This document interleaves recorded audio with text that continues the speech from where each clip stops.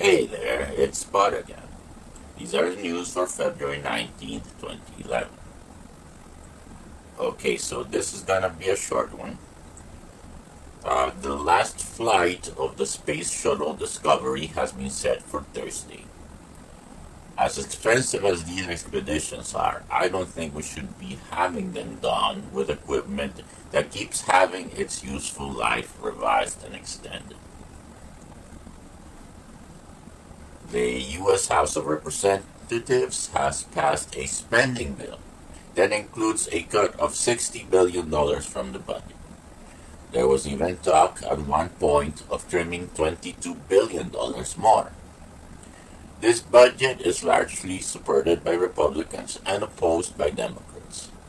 However, it is at odds with President Obama's budget plan, and it is not looked favorably upon by the Senate majority.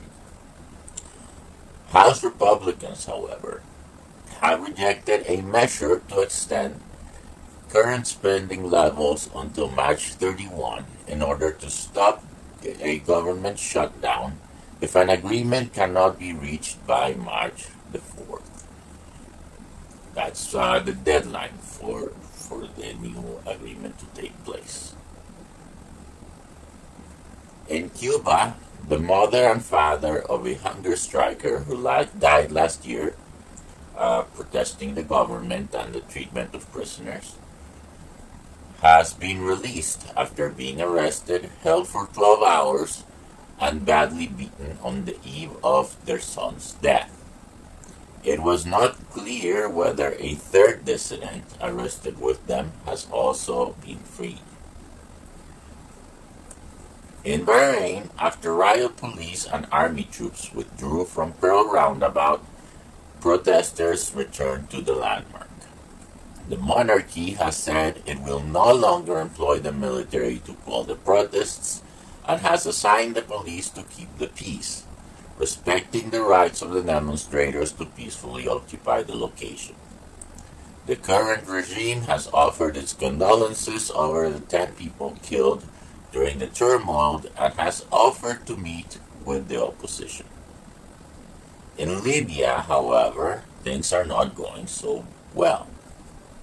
As I have mentioned before, Gaddafi's government holds a tight rein over the media there, so it is difficult to get reliable information on the happenings there. However, Human Rights Watch is reporting at least 84 people had died in anti-government demonstrations since Tuesday.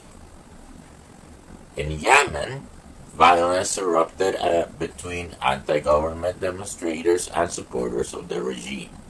At least 6 people were wounded by gunfire. Clashes between anti-government and pro-government protesters have also been reported in Algeria, where the ruling regime has announced it will lift a state of emergency imposed in 1992 to suppress an insurgency movement.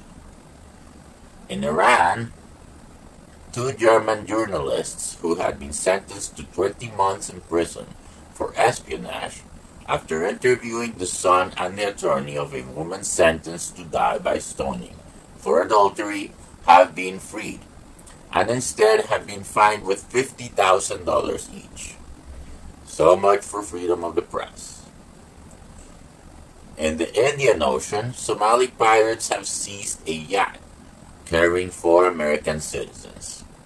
The identities of the hostages are not known at this time. Finally, in science and technology, researchers at the Wake Forest Institute for Regenerative Medicine are developing an inkjet system to print, as it were, skin grafts onto patients with damaged or burnt skin. They hope eventually to be able to regenerate whole organs by cloning the patient's own cells. I think this technology is amazing and holds a lot of promise in areas not just limited to medicine, but even ranging from prototyping to food preparation. Well, that's my take on the news. Thanks for watching and have a good one.